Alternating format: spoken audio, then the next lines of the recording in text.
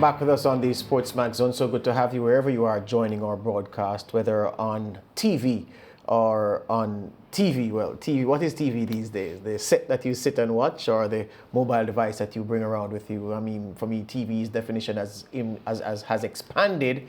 It's anything that you can watch a program on. Well, we continue to get reaction to the controversial comment, it must be said, made by legendary West Indies pacer Sir Curtly Ambrose that the Windies will never again rule world cricket like they did from the 1970s to the mid-1990s. Sir Curtly, who made the comment last Saturday on the Talk Sports Live program hosted by Michael Bascom, defended his view on Tuesday's edition of the SportsMax Zone. Then Tegan said his view is due to a difference in pride and passion across generations.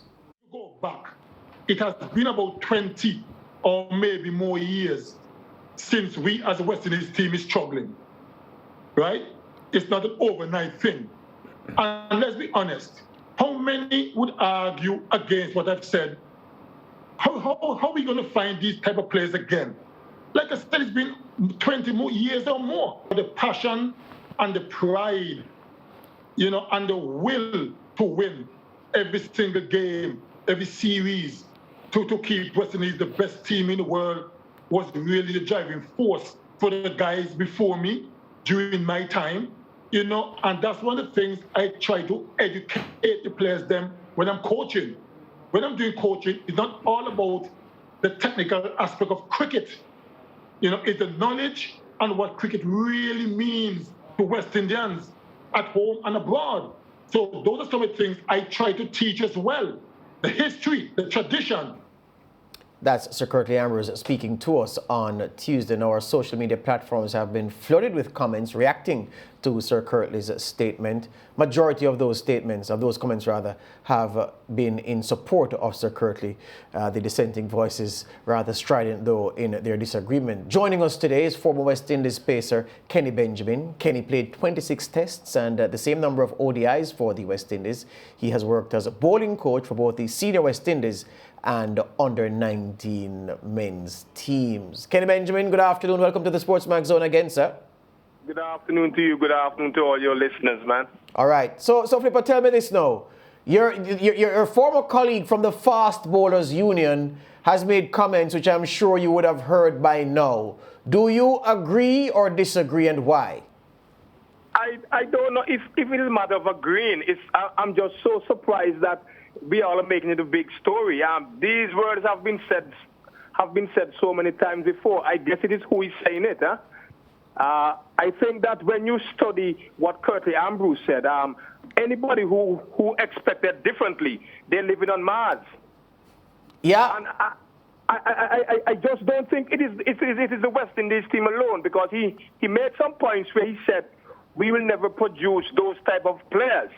We probably won't have 6 or 7 world-class players in a particular team. But when you look at India and Australia, even Pakistan, New Zealand, they probably have more world-class players in their teams now than when the West Indies was dominating, and they're not dominating the way West Indies did. I think that era is gone. I think it has nothing to do with whether or not our players understand the role of an international player in the Caribbean, whatever. I think that is not going to happen. Again, it doesn't matter if we get the 11 best players in the world. To dominate cricket now, just like the West Indies did back in the 80s and 90s, it is not going to happen again. The whole landscape has changed. Playing for points, you lose a couple of series, you drop points, and that sort of thing. So to me, that statement is a broad statement. I don't think that people should make an issue about it. I can't see it's going to happen again either with no team, as a matter of fact, not just the West Indies, because Australia dominated world cricket right after the West Indies for about 10 years as well. Yeah. They dominate, and I don't think it's going to happen with Australia again either. Yeah. Just because of what has happened, what has happened in cricket, what has happened around the world, and how fast the games are developing, science and technology and so on.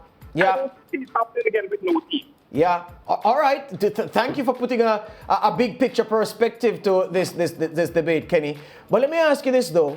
Many people are saying that, all right, one of the reasons the Windies, well, forget the fact that, well, not to forget it, but set aside for the moment the fact that there is a World Test Championship, and of course you get points for winning and losing series.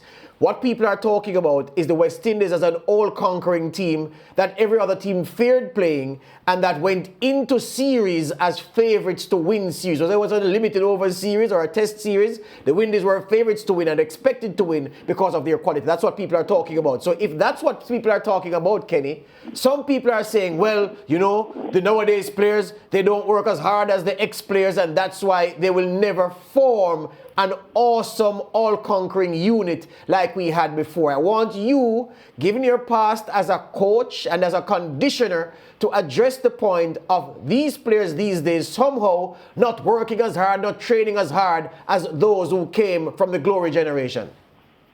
We had dropped the ball back in the 80s, and I tell you what, we can't point fingers on players alone. We have to look at the way the game was administered from the junior level, come all the way up. Do we have the mechanism in place to create disciplined players, or do we have a system that support the ego of some of these players? You know, we have to look at ourselves as well as administrators and coaches and so on. Do we let players get away in their early years with things that's not going to be sustainable in terms of just like you asked, the hard work? Do we let them come to the system too easy because we want to win?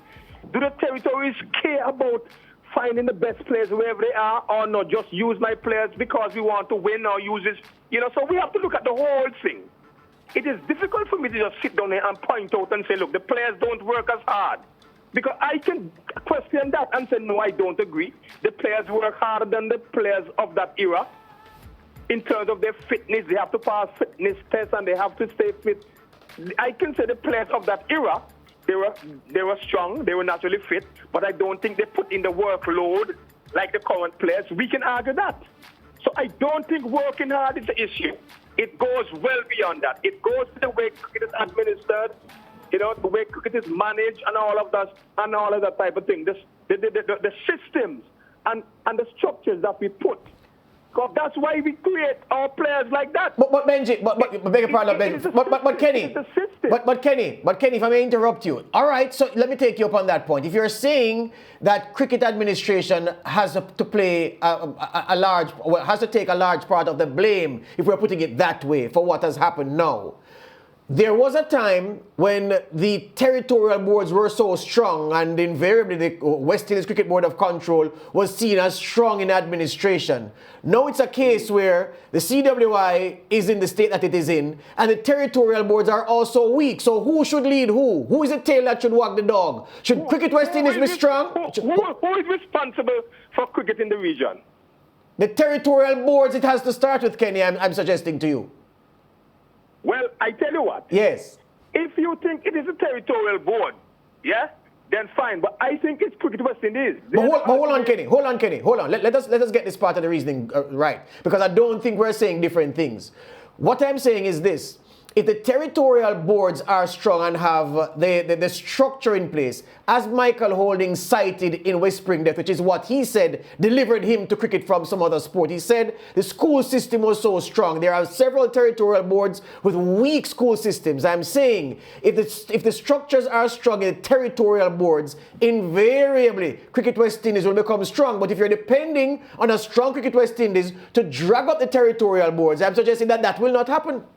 I agree with you. You know, we are saying the same thing, but we're looking at it from two different angles. Okay. I'm looking at it from Antigua, looking at it from Jamaica. What I am saying here is that just like Australia did, just like South Africa did, and the West Indies need to do, they need to work all the way, come down, making sure that the cricket down there is strong. I'm not saying they have to do all the funding, but because if the cricket at these levels, youth cricket, Leeward's cricket, regional cricket is weak, there's no way Cricket West Indies is going to have a strong unit. So they have to be the one to try and deal with these stakeholders, have meetings with them, see how much they can help to get those cricket strong again. Right. They have to be the driving force. Have you ever seen an overall cricket development program from Cricket West Indies? I haven't. Huh? I haven't. I haven't either. So what I'm saying, if it is handed down from the top, it goes to the region, then to the sub-region, then to clubs, then to school. You understand? And you have a mandate as a look. This is what we would like. This is what we would prefer you do. And they drive that and they sell that into those corners, into the schools, into the clubs. Make sure that the coaches are looked after and all these type of things and they're doing the right thing. If that is not happening, how do we expect to create world-class cricketers when where they're coming from is not well structured and the development processes are not what is required to put those world-class cricketers? Definitely, Kenny. And I want to take a look now at the current Cricket West Indies administration. Of course, they are, they have this, they have adopted this manner in which they literally put the players first, therefore giving the players the opportunity to choose if they want to go and play franchise cricket. And we've seen where, obviously West Indies cricket have been sidelined. So, whenever they have to pick, a lot of the players are missing because they're playing these franchise crickets. Do you feel as if, that has affected West Indies' performance in any way? No, it hasn't. Just turn yourself back to those same glory days. Yeah. Imagine players were given the opportunity to do that. When they left, the person who replaced them, they would never get back in, would they? But because people realize that there's no competition, that is why they are not committed, because there is no, what we saw with the contract is a typical example of what was happening, where players didn't believe that even if we don't go on a tour, the replacement players are not good enough, so once the team come back, I'm going to walk back in. Because there's no competition and because people don't have to work to get back in as hard as it was before. That is why people just go and just play. Look now. And I'm calling them people like Angie Russell, who turned their back on the West Indies cricket every time, and a couple of others.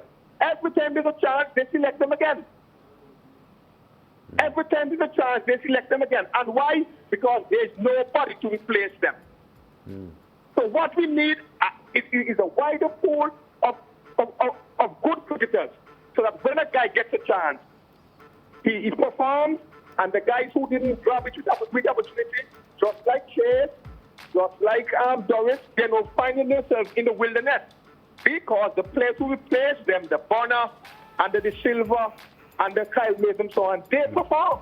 And they're now making it more difficult for those guys who were at one time first choice. Now they're in the second tier. Yeah. And so we need to continue to develop more players so more of these things can happen. Yeah, Kenny, I'm listening to you carefully, and I'm concluding from what you're suggesting that the administration of cricket now in today's world is a lot more demanding. And it is. Because I would suggest that there are a lot of people who felt, as George mentioned on the show a couple of days ago when he quoted some CLR James words in his publication, Michael Holding and Sir Gary Sobers, young boys in the 1940s, 50s and 60s, to be honest with you, because of the passion and the diligence and the inspiration that they got from the game, you could argue that it didn't matter whether the administration of Cricket West Indies or West Indies Cricket Board as it was then was strong or not. The fact is these youngsters had these desires and